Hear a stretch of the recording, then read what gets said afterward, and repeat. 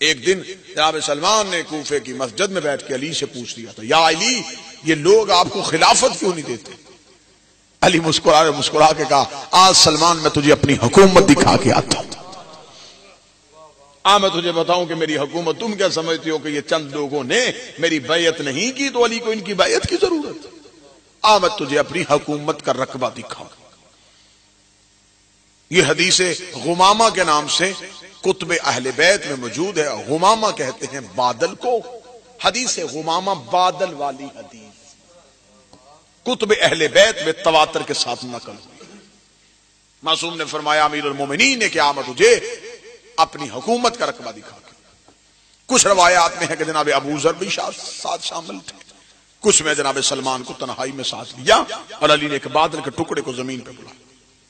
علی اس بادل کے ٹکڑے پہ سلمان کے ساتھ بیٹھ گئے، بادل کے ٹکڑے نے سفر کیا اور ایک ایسی دنیا اور ایک ایسے عالم میں پہنچ گیا جہاں پر چاروں طرف برف کی طرح سفید مخلوقات تھی۔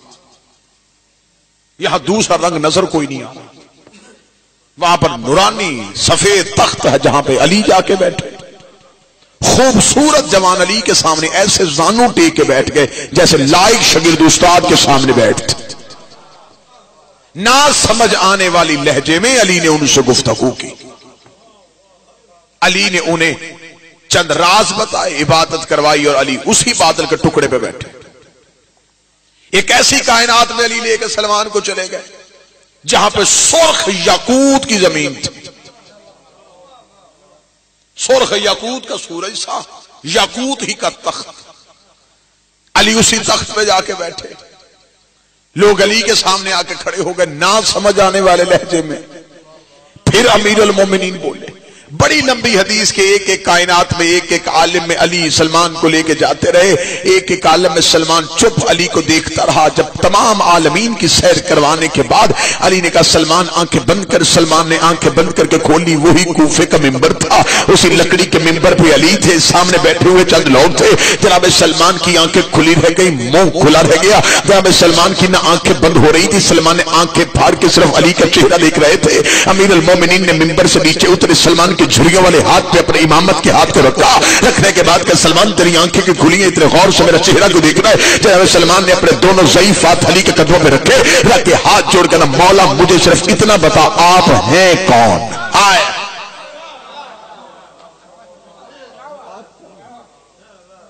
امیر نے فرمایا سلمان تیرا سوال یہ تھا کہ یہ بیعت کیوں نہیں کرتے؟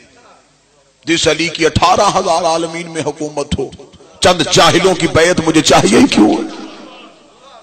مجھے کیا ضرورت ہے کہ یہ میری بیعت کرے؟ یہیں پہ ایک اور واقعہ نقل ہوا ہے کہ امیر المومنین صاحب ہم بیٹھے یکلخت علی نے گفتگو کرتے کرتے منہ آسمان کی جانب کر کہا خدا تجھے جزائے خیر دے۔ اتنا جملہ کہنا تھا یا لوگوں نے آسمان کی طرف دیکھا، علی کس سے گفتگو کر رہے ہیں؟ جب دیکھا آسمان پہ کوئی چیز نظر نہیں آئی، یا علی یہ کسے کہا خدا تمہیں جزائے خیر دے؟ علی نے فرمایا یہ ایک خلا میں رہنے والا پرندہ ہے جو کبھی زمین پہ نہیں آیا، یہ یہاں سے گزر رہا تھا، اس نے مجھے سلام کیا ہے۔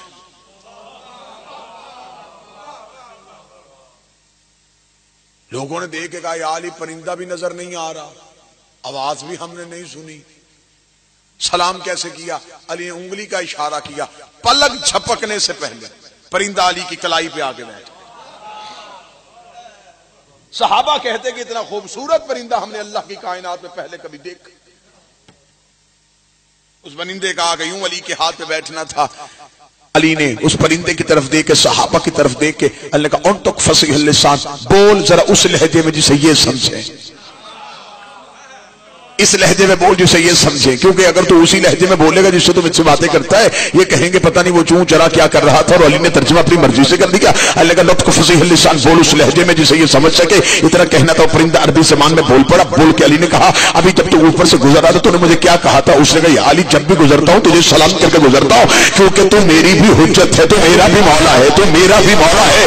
آپ حجت اور حجت کی اطاعت ہر مخلوق پر واجب ہوتی ہے، مجھ پہ واجب تھا کہ میں آپ کو سلام کر کے گزروں۔ علی نے اتنا جملہ سننے کے بعد اللہ نے کہا میں اپنے نوکروں کو ایک اور فضیلت بتا دیتا ہوں, بتا مجھے تو کبھی زمین پہ آیا؟ اس نے کہا کبھی نہیں آیا. رہتا کہاں ہے؟ خلا پہ. خلا میں رہتا ہوں, ہوا میں رہتا ہوں. فرمایا زمین پہ کبھی آیا نہیں, دانا کبھی چگا نہیں. کھاتا کیا ہے, پیتا کیا ہے, کھاتا کیا ہے, پیتا کیا ہے, کھاتا کیا ہے, پیتا کیا ہے. مجھے علی کی ولایت کی قسم ہے, پرندے نے علی کے ہاتھ کا بوسہ دیکھے گا, تیری امامت اور ولایت کی قسم ہے, رہتا ہوا میں زمین پہ اترتا نہیں. جب بھوک لگتی ہے تو میں درود پڑھتا ہوں, جب پیاس لگتی ہے تو